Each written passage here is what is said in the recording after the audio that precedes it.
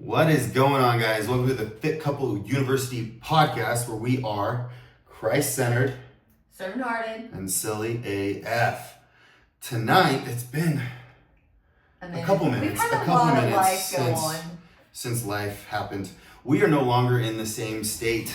I meant that in the best way possible. Mentally, we're in a really good spot, but we're still in a really big state. We upgraded from the third biggest state in the nation to the second biggest state. Does that mean next stop is Alaska? No. We'll see. No. We're in Texas. We're down in San Antonio, Texas now. Yes. We've been down here for, on Sunday it will be 2 weeks. Mm-hmm. Basically veterans, I'm gonna start talking like a cowboy here pretty soon. Might even whip out the cowboy hat. But either way. We've been out for a little bit, but we are going to start delivering a podcast here pretty dang consistently from here on out with a really awesome series on couples. So before we dive into the subject matter tonight, I want to just do a quick little update on what's going on in the world of CC and Tim. Okay. So, these starters always scare me. This isn't a question. This is okay. not nothing off the cuff. Just an update, where are you at? Not physically, we just said we're in San Antonio, but training, nutrition, life. How are we doing in that? Okay, sweet. So for me personally, our big focus right now is just helping me to get off infusions, but also support my body. I've really got to be on point with all the things from nutrition to stress management. Really literally logging everything with my food and how I'm feeling throughout the days and things like that, because there is no protocol really for getting off of these infusions. I have digestive autoimmune stuff. Thank goodness my husband is very well versed in nutrition and all the things, so he's been a great part of helping me put that together, as well as my functional medicine practitioner, BFF, Andrea Mangrum, in the great state of Mississippi these days. But she's definitely been helping me with that. But at the same time, we're still trying to make sure that I don't lose muscle mass, maintain strength, and can still perform the way that I want to. You're still trying to actually still get jacked and tan at the same time. Yeah. Right. We're in it's Texas. Still definitely the tan.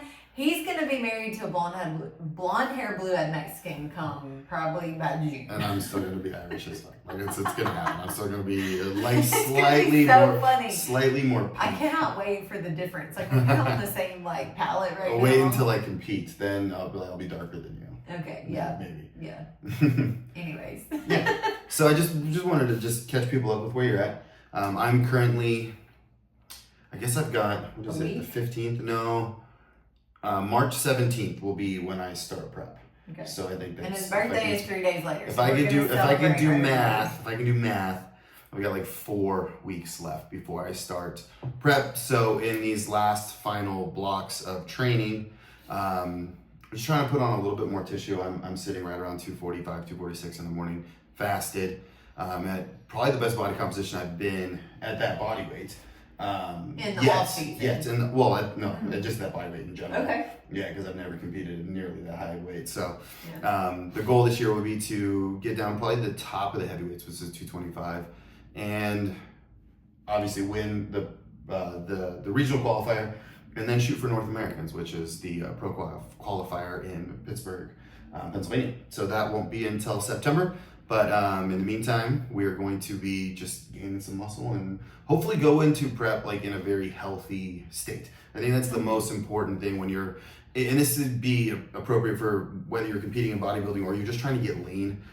The healthier you are going into a diet, meaning you're eating plenty of food, your metabolism is really strong and really fast, your blood markers are in a really good spot, your digestion as well, your sleep as well, your stress is low. Think of your foundation. You are absolutely going to have a better time with fat loss than if you're going in a super stressed state, in a really unhealthy state. So that's the goal, is to get to the beginning of prep in a very fresh, healthy, good place. Yeah. So that way the prep is goes off without a hitch. And one thing I really appreciate about his coach is that he does a really intentional job of this prep. They're giving him even more time, a couple of extra weeks than normal, just in case he has any kind of hiccups, has a week or so that he's sick, anything like that, so that they're not pushed. Yeah. And you don't have to do anything crazy to keep on track. Yeah, the more time you can give yourself, the better. Yeah. And I would argue that the vast majority of people that don't hit their weight loss goals or the fat loss goals, the number one reason is because they don't give themselves enough time. They try to rush the fat loss process, and your body can only lose fat at a certain rate. So if we try to go above and beyond that, you will lose muscle mass. And that's the opposite of what anybody wants. Whether you're trying to step on a bodybuilding stage or you're just trying to get into your favorite pair of jeans, you don't want to lose muscle mass. Well, and I think that leads into our topic today, right on point, because we live in a microwave society. So I know that all my ladies out there can relate to this and your frustration of, honey, why are you losing weight so much faster than I am? That is a very loaded question, but it is absolutely true. So we're going to chunk this down in several different topics. So why men tend to lose weight faster than women. Mm-hmm. And if you've been out there dieting for any amount of time, especially if you've been dieting with your husband or your significant other, and I swear it's almost like they just say the word diet and they start to lose weight, and women have to do disproportionately more to get the same or less. There's literally memes out there. Yes, it's 1000% true. It really is, and it's unfair. I understand, but there are some actual reasons. And hopefully this will make sense to everybody. But the first and foremost reason is because men are just bigger. So what is your body weight, if you don't mind sharing? Now, this is super taboo for any husbands out there. Don't ask your wife to give your weight. Especially on YouTube. I could care less. I'm sitting at 133, I think, this morning. And I'm sitting at almost 250. Mm-hmm. So that's 120 something pounds of just body weight. So if we think about, if I was to strap a 120 pound sack on your back, and you had to do all of your daily activity with a 120 pound sack, you would burn more energy just being alive, right? Yeah. So that's the first and foremost. Yeah, then this is true. All right, my ankles do hurt a lot more, but just being alive is more energy exhaustive. Right. Second is I would probably fathom somewhere around 90-ish more pounds of muscle on my frame as well. Which burns and calories. The more muscle you have on your body, the more food is required to just sustain that muscle. Muscle is a very metabolically expensive tissue. And I always use this analogy. So if you could pretend for just like a second that I am a magical wizard, right? Like think of me as Gandalf the Grey. I don't know if she watched Lord of the Rings, but Gandalf the Grey, he's an old wizard. And if I could just snap my fingers or wave my wand, and you were to drop 10 pounds of body fat on the spot, but simultaneously put on 10 pounds of muscle, the first thing you notice is, damn, I look a lot better. Mm-hmm. My body composition has changed dramatically. She would probably be like stage ready shredded because she doesn't hold a lot of body fat anyway. But the second thing you would notice is your metabolic rate at rest would go up by about 500 calories per day, just by being alive. That's not even doing anything. Mm-hmm. So if we extrapolate that over a 7-day period a week, 500 times 7 is 3,500, which equals about what it takes to burn 1 pound of body fat, just by being alive. So most of the time when you see someone with a fast metabolism, I'm using the word loosely because most people are wrong when they say they have a slow metabolism. There's other things that we can get into. It's a function of muscle mass. So the more muscle you have, the faster your metabolic rate will go, and the easier it is for you to get lean, and the easier it is for you to stay lean. So in a nutshell, those are the two main reasons. There are some other hormonal differences as well, but they feed into that same loop. So if you think about your sex hormone milieu, I'm using that word because there's a bunch of them going on, but the predominant ones, we're thinking about estrogen, progesterone, prolactin, like the main sex hormones that make female female versus the sex hormones that make men male, testosterone. Testosterone is definitely advantageous to put on more muscle mass. So I'm also in a hormonal environment that reinforces the loop of being larger and having more muscle mass. Right. And there's also probably a psychosocial component to it as well. Men on average just gravitate toward eating more protein also. And protein has a higher thermic effect of feeding, which is a fancy way of saying it actually costs your body calories to eat and digest and break down the protein molecules. So men on average just eat more protein than females do. But if we were to take all that stuff out and equate it, pound for pound, we lose weight at the same exact rate. It's very interesting. And if you're a woman and you're listening to this, hopefully that set you free a little bit. So I don't know about you guys. I'm not willing to strap on an extra 100+ pounds to lose fat at a faster rate, so I'll just stay in my lane. How about that? Yeah, so I kind of think that bodes the reverse question. So we work with a lot of men and women, but we see this mostly when it comes to females, is women that have damaged their metabolisms in a very bad way. Yeah. First part of the question would be, why do you think that is? And second is, if a woman truly wants to speed up her rate of fat loss, how can she do that without wrecking her metabolism? Okay, so the first part is, why do you think females come in? Yeah, with your like experience. Why do you think metabolism? Yeah. Just because I think that, you know, all of the things that are out there, the flashy marketing, the quick fix pills, like whatever, they know that women tend to be insecure anyway. And most women every woman that comes to us is pretty much under eating calories and especially protein.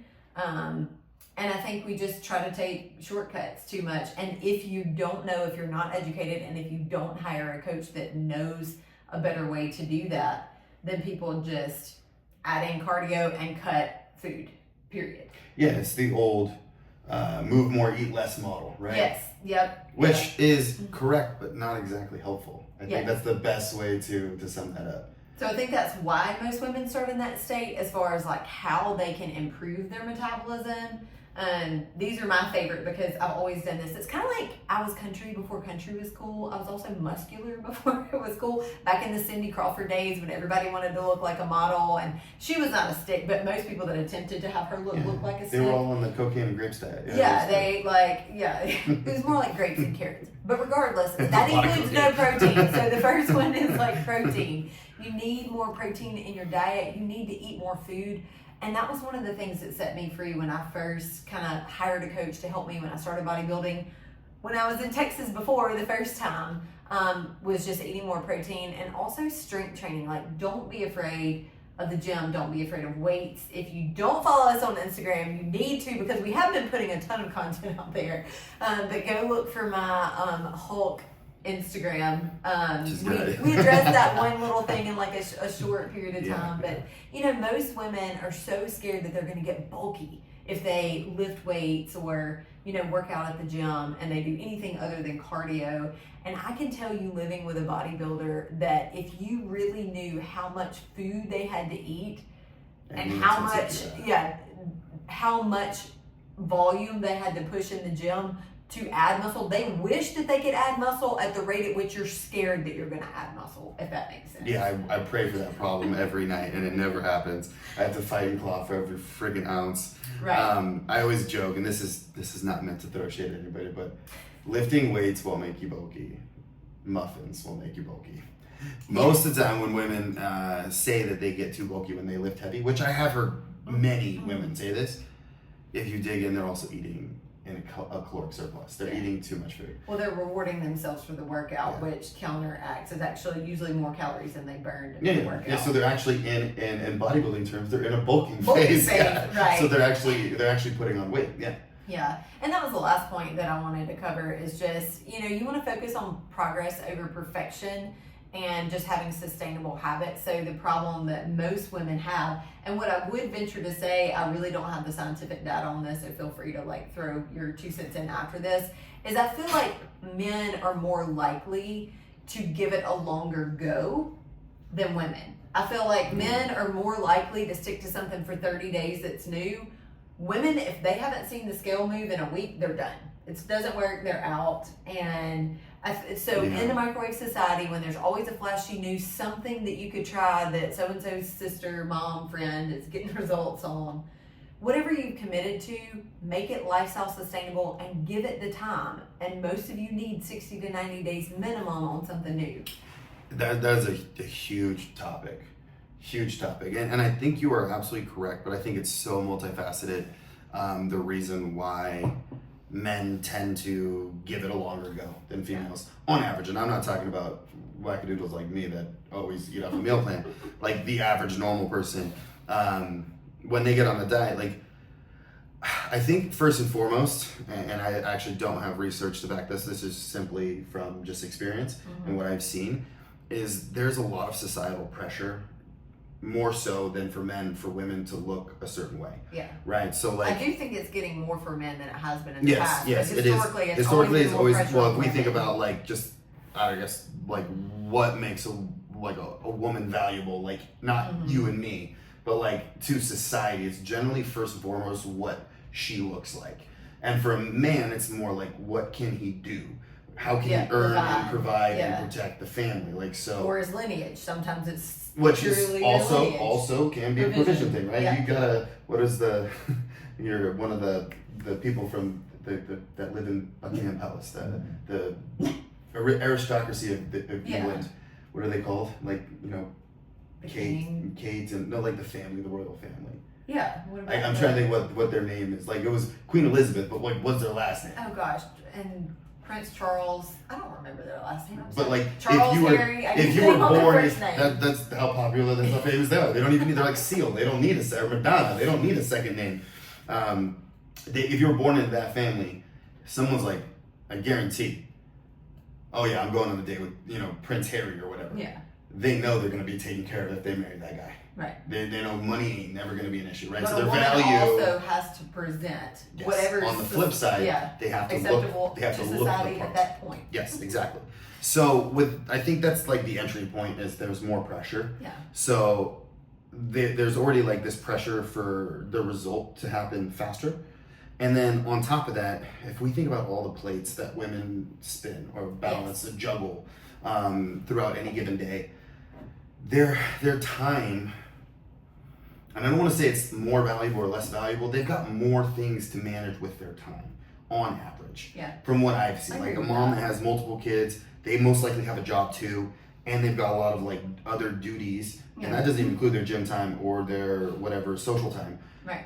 If they're not seeing results and they're spending, or should say investing a certain amount of time into whatever endeavor they're pursuing, and they're not seeing a return on that investment, it's so much like more impactful because their end result, their win is not like if a dude goes to the gym and he doesn't make any like no fat loss, but he's getting stronger, that's a win for him. Right. But for most females, that's not a win. A win is when their physique starts to change. Yeah. So I think it's easier for them to dump it because it's like, this is not worth it to me. I've got to take care of Sally. I've got to pick up Johnny from soccer practice. I've got to get home, make dinner before my husband gets home. And I got to do this all, and then I still have laundry to do tonight. Like, it's easier for them, I think, in my mind to... And we tend to multitask more. And this all leads into the next question, really, really well. So my question for Tim next is, why do women tend to struggle more with hunger, cravings, and emotional eating?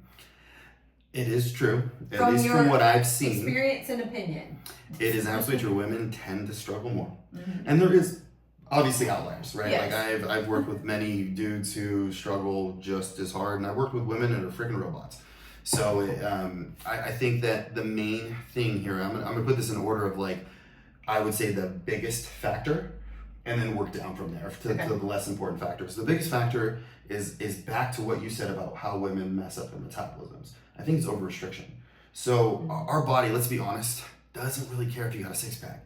It cares about survival, right? So like, if you are overly restricting, like what is your biology designed for? It's realistically two things, survival and procreation. Yep. And so if you're chronically restricting calories, you have a lot of hormonal and defense mechanisms that kick on internally that tell you to eat and put on body fat because you don't know when the next time you're gonna have a famine. You also don't know when you're gonna get pregnant. I mean, you would know when you're gonna get pregnant if you had a chance, but I'm talking about your internal organs. They don't know when it's time to get pregnant. And what he means by that is like, if your body doesn't feel like you're listening to it, then it's going to do its own things just to make sure you stay alive. And it sounds really dramatic, but realistically, we're kind of talking about just a few different hormones, and the predominant one to focus in on is cortisol, which is our stress hormone. And I don't want to demonize cortisol because it is it plays a very vital role in us just being alive. Right. Its main function within the body is actually fuel mobilization. So like, think about fight or flight, like when saber-tooth tiger is chasing you and you get that dump of adrenaline, cortisol is a subsequent hormone that comes on that frees up energy into the bloodstream so you have fuel to run away from that saber-tooth tiger. And know that your body's like, if it's trying to survive, it's not worried about being hungry. It's not worried about digestion. Yeah. So those things impede your journey from a health perspective. So reducing calories too drastically, it's going to turn on a lot of mechanisms within the body. Specifically, cortisol is going to be elevated chronically, which is not what we want. It's also going to upregulate something called ghrelin, which is a hunger hormone. If you guys are familiar with, I always think about my stomach's growling. That's how I remember it's ghrelin. You're welcome. If you think about like the new classification of drugs, the GLP-1s, they are ghrelin-like peptide hormones. That's what GLP stands for. It's a ghrelin antagonist. So it actually acts on the ghrelin receptor to shut off hunger. So ghrelin gets elevated chronically, and I experienced this to the nth degree post-show in a bodybuilding competition when my body's like, you need to eat so much. It outweighs even your stomach's ability to hold food, honestly. Yeah. So that gets upregulated, and it completely, I would say, supersedes our logical reasoning centers in our brain. So you are, I say you, but like people in this state are easy. It's easy for them to succumb to these temptations and these cravings. So I think that's the first and foremost problem, is drastically under or over restricting calories. The second is, honestly, it has to do with the variety within the meal plan. If I could draw a line and put two camps of people that could follow the meal plan specifically every single day and they don't care, and the people that need variety and would rather flexibly diet, sexy and emotional. It's like an 80-20 split. Like 80% women need freaking lot of flexibility in the plan. 80% of men need just tell me what to eat. I don't care. If I get bored, just tell me another seasoning to put on it or a hot sauce, and I'm gold. Okay, women, we can't deny that is very true. I don't, and even somebody like myself, if I have a goal in front of me and I know this is what I need to do to execute, there's still times that I'm still tempted to, or that emotional. I have to have my mind made up ahead of time before a temptation is presented, what my answer, what my response is going to be. Yeah, so having lack of variety in your plan, I think, makes it worse. And then the third, and I think this is kind of like the obvious one for most people, is your cycle, right? Your menstrual cycle. Right. So you have a 28-day cycle that, I mean, everybody who's listening to this that is a female, has ovaries, knows what this feels like. It's a little topsy-turvy every single month. You have that certain week or two where you're like, I really want chocolate. I don't know why chocolate's like it has to do with the flavonoids or something in it, but you get cravings during that time. And I would say that this also plays in that first one, because when you're going through that, the ovulation part of the cycle, your metabolism is actually upregulated by quite a bit. And I've seen numbers as high as like 20 to 30% uptick in metabolism during that time, because you're shedding the uterine lining and having to rebuild that shit. So like it takes energy to do that. So metabolism goes up, therefore cravings get even more exacerbated. So over-restricting calories, lack of variety, and not accounting for the female cycle. Yeah. Well, and just with that too, I think it's just really important I think a lot of women don't think about that from a coaching standpoint and the benefits of that. I think a lot of times women also make excuses for, I'm PMSing, or I'm on my cycle, or whatever the case may be, and they make excuses to eat emotionally what they want to, where when you have a coach that can educate you, that's the biggest thing, and something that we like to try to focus on. But B, if you are in a place where you do need more calories during that time of the month, etc., or you just need somebody to say, hey, the scale's up because it's that time, you're just carrying a little bit more water, etc., just let you know that it's not additional fat. You're not broken, carrying. yeah. Yes, I think that's why it's so super important to have people in your corner that are educated, and don't go to TikTok and Instagram for all of your scientifically based questions. Have you just told them the good answer? Yes. Yeah. I do think an important thing to note there, though, is if you are in a fat loss phase, it's okay to be in a fat loss phase and have a cycle at the same time. Yeah, for sure. But when I talk about cravings, like let's say you have a desire to have chocolate, right? And that's a very common one. You can be in a deficit and eat chocolate. Like, there's no rules against that. A lot of times My it's all last- about portions. My last anyway. competition, I ate chocolate every day. I shouldn't say every day, every training day, I had 20 grams of dark chocolate, Which makes you want to train more. pre-workout, Yeah. on my cream of rice. I literally bought, like, and 20 grams is not a lot, it's two squares. I bought the bougie shit, so like I wasn't buying no Hershey's. I was getting like Ghirardelli or, you know, something that people like chocolate like that's not bougie. I got, like, it went to the aisle. Country That's boy. that's the expensive side I'm gonna get from that side, not the other side. Yeah. But I did that and I was able to achieve easily under 4% body fat. So it's not like one food is bad, one food is good. If you're having cravings, like, finding a way to work that into your plan and still hit those calorie goals. Yeah. But you might need to take a small uptick in calories during that time, right? And that if we raise calories by 30%, but your metabolic rate is also up by 30%, you're still in the same deficit during that time. So that's another thing just to note, is that you don't let it like talk you out of being in a diet, because it happens every month. You'll never ever be able to diet other than 3 weeks a month. Right. But at the same time, work that variety in to fit your cravings, which will help with point number 2 that I made, which is lack of variety in the plan. Yes. Awesome. So now we know how much it sucks to be a woman in dieting, and You're but welcome. we work with couples, right? So we Yeah. work with husbands and wives, and I would say that there's not like different strategies in general for helping both husband and wife get in really awesome shape, but I would say that there's better strategies than not. So in your experience, and this comes down to not just like the strategy for weight loss, but for the couple and the health of the relationship too. What do you think is the best strategies, or what are the best strategies for couples to lose weight together, but like, so they're not in a state where they want to kill each other at the same time? I think this is really important if you care about your relationship. Because we went through it. I think this is a good story time. Like right before our marriage, or our marriage, our wedding. I learned a lot about we went Tim through in that process. our first cut together, and it was a pretty long one. It was much longer and harder than I anticipated it being. What, July to October? Yeah, but it was just harder than I thought it was gonna be. Like, my body was leaving dangerous, so I had to try so much harder than I should have.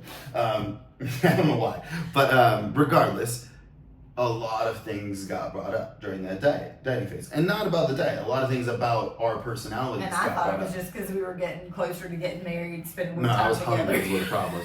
So, So, to your point, this is a really important question for you to listen to the takes on. yes. So, what do you think the best strategies are for couples to diet together? That would be optimal for their progress, Okay. but still keeping the relationship intact and healthy, and no divorces. You know, like that kind of status. Yeah. Okay. So, first and foremost, I would say communication. Like, hey, what do I want? What do I need to do in this? Like, what is my plan? What does my coach say, etc. But then I would say have like a similar plan, like both be on the let's get healthy together plan, because where it's really rigid is when one person wants to get healthy and the other person doesn't. And usually the one, and I shouldn't say doesn't want to get healthy, but who's not ready to take the action steps yet, because they feel bad and they really truly also want to feel better, they tend to not be supportive. They tend to sabotage the other person, like they're going out to lunch. Hey, baby, you want this? Or just bring stuff home, or bring things home from the grocery store that aren't on the one in a diet phases plan, or whatever. But I think the more you can be in sync, whether it's timing, whether it's the type of program that you're going to do, etc., the communication of what your goals are, so that you can like cheer one another on, so that you can be encouraging to one another. Because if I'm over here and I just decide with my friends or my sister or whatever that we're going to go on the keto diet, and I don't consult you, but I do all the grocery shopping, and all of a sudden there's no carbs in the house, let me tell you, there's going to be some hangry fights. Not nearly as bad as if you decided you were going to go vegan.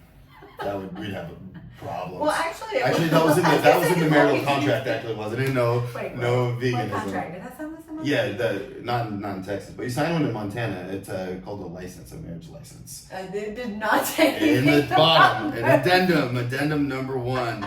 No vegan dieting for Tim and Cece. There's not allowed. You say initial here, I told you we're and then prick your finger. Blood. Oh. It's not, but you don't have to worry about either one of us doing that unless That doesn't actually happen in medically necessary. Yes, he's totally kidding if you don't know that and don't know the laws in Montana.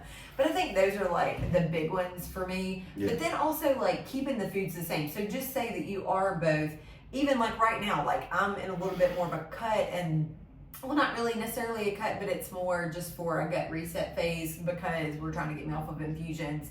It's a bit of an elimination diet, so it's pretty restrictive where you're still in a kind of bulking phase. I like bolding phase. Bolding. Yeah, Bolding, I'm getting bulking. more bold. My shoulders are boulders. Yeah.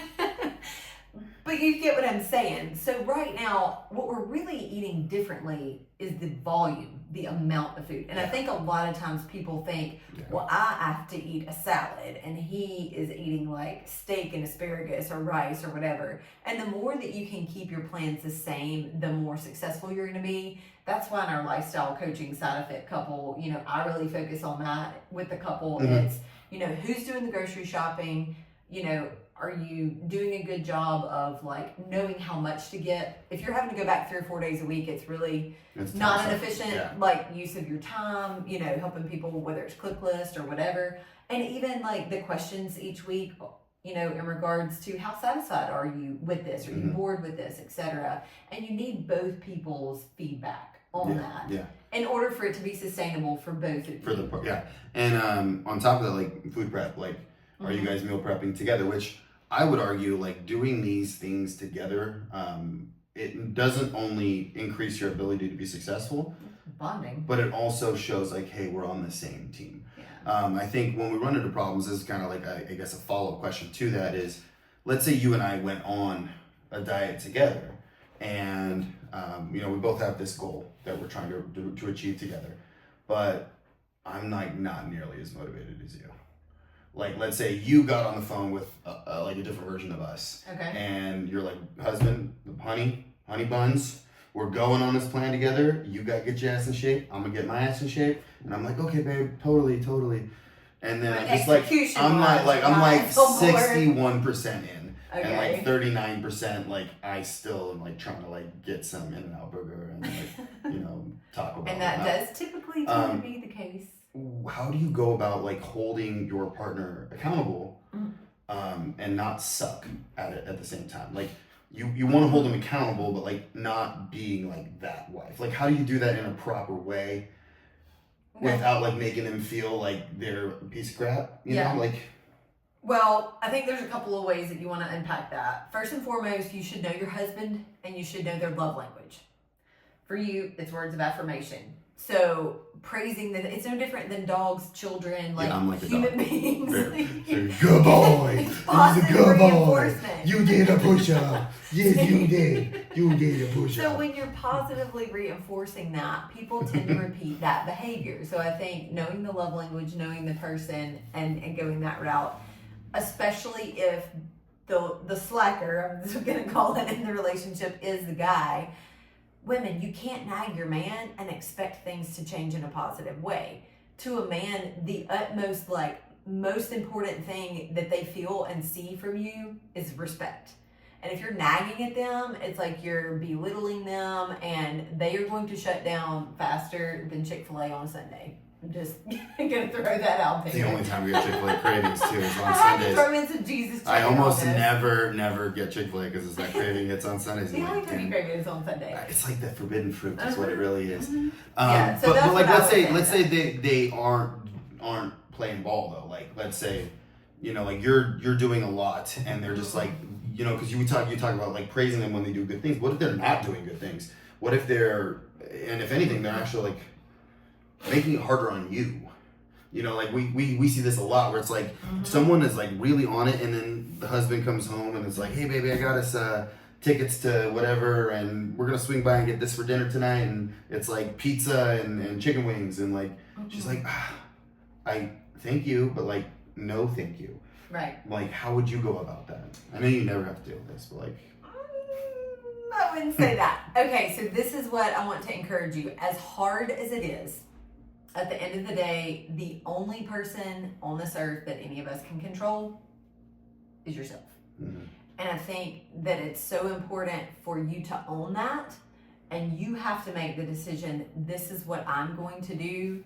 I'm still going to love my husband, even though he's not being super supportive. I'm not going to allow that to be like a stronghold within our relationship. I'm not saying it's easy, and we've definitely been here, even in like our relationship already. But at the end of the day, so many times we project that back on, even if you are the tempter, we project that back on the other person. And as frustrating as it may be, we still have to be the one to have a plan no matter what. And that's why we like to even help our clients that are, in Fit Couple Coaching with game plans. Like, they have meal plan ideas, options, and have the tools for themselves. But we also educate them when you're going out to eat. If it is a last minute something that's thrown in there, what can you control? What are the one or two things to focus on? Mm-hmm. Yeah, I would say, if I could like think of like a blanket statement, is your spouse's progress is not your responsibility. Good or bad. Good or bad. Yeah. So focus on your own race.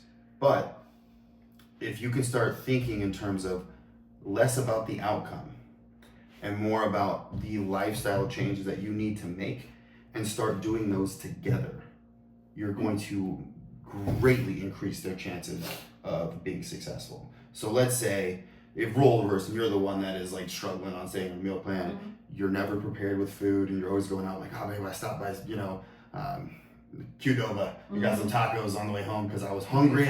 I didn't have a chance to make like lunch. Yeah. Okay, I'm not gonna focus on the Qdoba and the tacos. What I am gonna focus on is you weren't prepared for lunch. Like, hey babe, why don't we do on Sundays and Sunday during the day and Wednesday nights, let's meal prep our lunches. Yeah. Let's do those together, and we'll make it like a team thing that we're doing together. And that way I'm not focused on the negativity of you not following the plan. I'm helping you build in that habit, and by doing it with you, now we're growing together. And the same thing, be like, man, I can't get my steps in. Like, let's go on a walk after dinner. Yeah, like, we got to talk about what the kids are doing tomorrow, what schedules look like. Let's anyway. take 10 minutes. They're driving us crazy. Neighborhood. Let's go around the block. You know? Well, and I think that's super important to bring up too, especially in relationships, because if you love your partner or your spouse, you could do like you said and like bring up, hey, why don't we meal prep on these certain days or whatever. But I know a lot of our clients, what we've seen too is, they respect their partner and where they are, their schedule, whatever, and maybe they just make breakfast and lunch for their partner because they know that it's not something that their partner is consistent with. And if they love them enough to see them hit, the goals that they want and actually see some progress, it's just a small sacrifice, a way that you can serve the other person. Yeah, I mean, it goes both ways. Like, we've experienced that we have a beautiful little whiteboard that has our meal plan on it that we so sadly left in Montana. But so now we got to print it out. Got to get a new one. Cabinet. But she's running like behind, and she doesn't have a meal. She can send me a text, hey babe, can you prep meal 4 for me? And I'll, I'm eating all the time, so I'm like, yeah, sure, why not? And I'll make hers also. So that way it doesn't matter where we're at, and it can go the other way too. So like, you've helped me out a lot of times, like, hey, I'm running late, can you do this for me? Can you start my rice for me? Right. Or whatever. And it's really just like a commitment to, I want to be successful, you want to be successful independently, but I also want to serve you and support you as your spouse, and vice versa. And that is not all encompassing with just your physical goals, right? But physical goals are part of that heart to want to serve you and to help you. That reflects back to my point earlier when you were talking about how can couples do this effectively together, is the communication and the being on the same, having a goal, right? So if we're communicating to one another, even if they're slightly different, what our goals are, I know that you always eat something post-workout, or I know that we have our coaching call on Thursdays, or whatever it is. And if you're short on time that day, I'll usually just shoot you a quick text, just like you did today. I was down in the, office, like doing some other work, and you shot me a text just communicating that my rice was started, and you went ahead and started your chicken, and you and Rue were going on a walk. That way, when I got back, I wasn't like doing that too. I already knew that it was prepared. So many times it's just like communicating that, or just thinking of others first. That's what marriage is about. It's dying to self and thinking about your partner more than yourself. I know that that's really hard, but the more you do that, honestly, the more it's reciprocated. So, yeah, I think like the other side of this equation is obviously the workouts too, right? Like, clearly we have two separate goals, and we both are committed to those goals. But like when it comes to training, like we're both committed to it together, but we're not necessarily doing the same thing. So like when we think about training, obviously this is a huge stimulus for change, right? Like this is a very big stimulus. What do you see is like the top ways that couples can either like work out together, or are you seeing like it's better for them to work out apart, or what do you see on that front when it comes to the couples and the workouts? That seems to be very couple specific. I've seen it work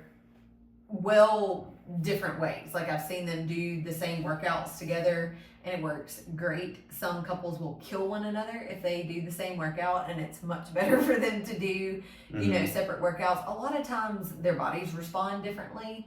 So sometimes they really need to do their own program, or just like you and I, there's been periods of our relationship where we have worked out together, but at this point we have different needs. And then sometimes it's just, if we're doing the same exercise, especially on leg day, it's just so many weights to take off and on. It just from a time perspective. And I don't wear my step tracker during, so it doesn't even count. Yes, so. And he doesn't like wasting steps. So that, and then I do want to throw in, just as far as saving the relationship and things that tend to come up with couples too, is there's a healthy competitiveness to it. So, you can be competitive if it helps both of you, but don't be competitive in like a throw a yellow or red card way. So I think a lot of times that really kind of takes away, and sometimes even keeps you from being encouraging to your partner, which is not going to help either of your goals. Yeah, it just creates this negative energy. In the gym, I see competitiveness as like kind of more positive. Yeah. When it comes to like weight loss, stuff like that, I almost never see it as positive. Right. If it's true competitiveness, it's almost just like I'm competitive against myself and you're competitive against yourself. That will be like very successful. But if I'm like, I'm gonna lose more weight than you, I've never seen that work out positively. It's almost always like I need to be your cheerleader and you vice versa to me. But the thing is I am gonna be competitive with myself, meaning each day I'm trying to get just a little bit better. Yep. I'm trying to tune the instrument just a little bit more. Yep. So I do think the main things when it comes to training is you don't have to work out together. Like soulmates don't necessarily have to train together. Yeah. But fitness should be a central part. I shouldn't say fitness, but a commitment to physical health should be a cornerstone like priority if you both are trying to get healthy. We have emotional, mental, obviously, and physical health as well. It's spiritual health. So like it's like a box. So if we're not checking all those boxes, like we're not going to be completely healthy. So like the tenets of a good training program are, is it progressive? Meaning, is it requiring you to do something that your body is not used to doing? Meaning it gives you a reason for your body to change. That could be cardiovascular, that could be resistance training wise, it could be even mobility wise, volume, like there's so many vectors there. So it needs to be progressive in nature.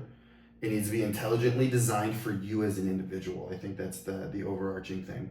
So it needs to be addressing the needs that you have within your goals, but also within your body. Like you could be wanting to be Mr. Olympia, but if you've got, a broken leg and a bum hip, you need to address the broken leg and bum hip first before you start trying to become Ronnie Coleman. Right? So like we're doing a lot of shoulder rehab stuff with you right now.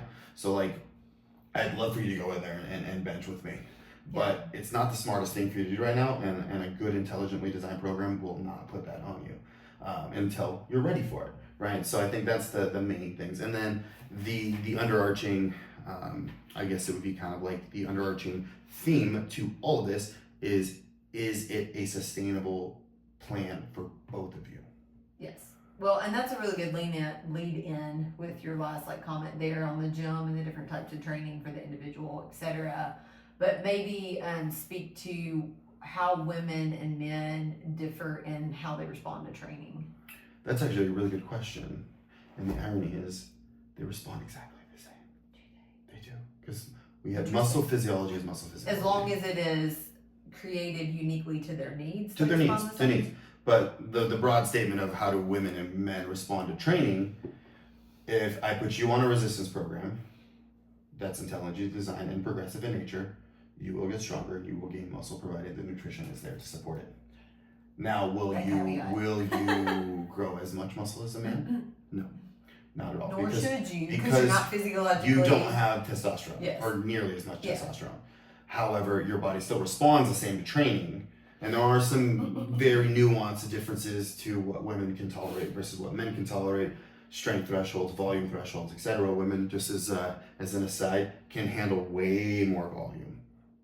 Like more, I shouldn't say more volume per se, but more sets and more reps than men can by like a factor of 3. It's like ridiculous. There's finally something that we do more efficiently or better. There's so many more things you do more efficiently. But in training, you have the ability to work above what's called your lactate threshold for much longer than men do. Yeah. And lactate threshold is like the buildup of, people call it lactic acid, but it's really just hydrogen ions within the muscle. Once we hit a certain threshold, like our nervous system just shuts off and we will just fail.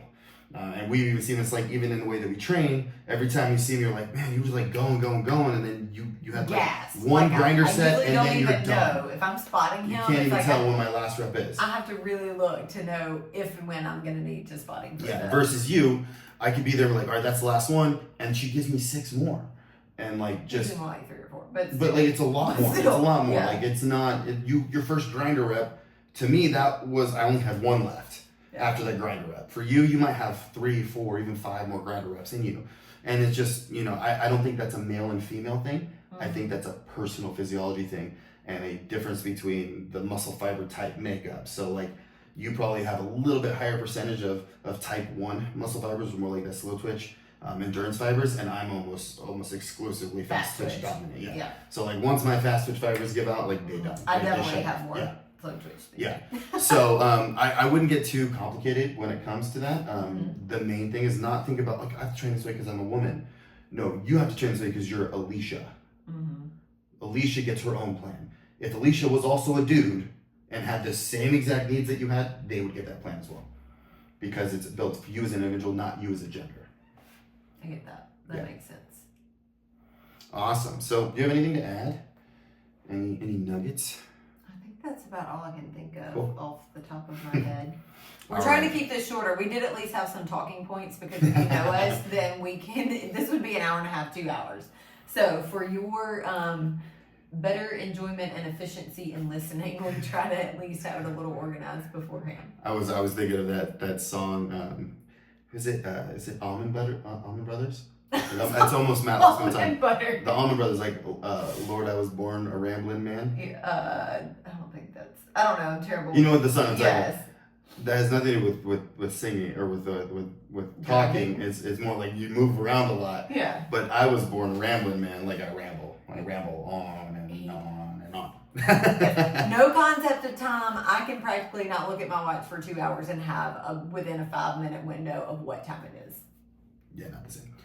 And that's usually reversed. It's usually the woman that has no concept of time can talk forever the difference, and the husband is tapping his hands. I could go off on some really some quantum physics stuff on you. This is what I love him when I know that time? He's gone on a tangent. There is so and I'll respectfully remind him, hey babe, do we need to start your next meal? That's usually how that works. It is 8, yeah. It's lunchtime before bed.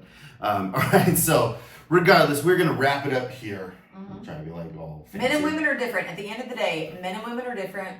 Every individual is different, and you need to go by your plan and what works for you. And as long as you're seeing progress or you're making steps in the right direction, give yourself a high five, encourage your partner, and stay on the same page. Amen.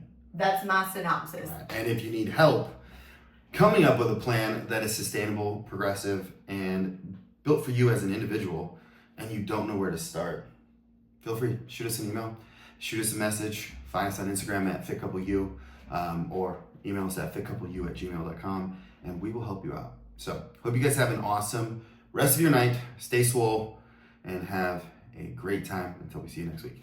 Bye, guys.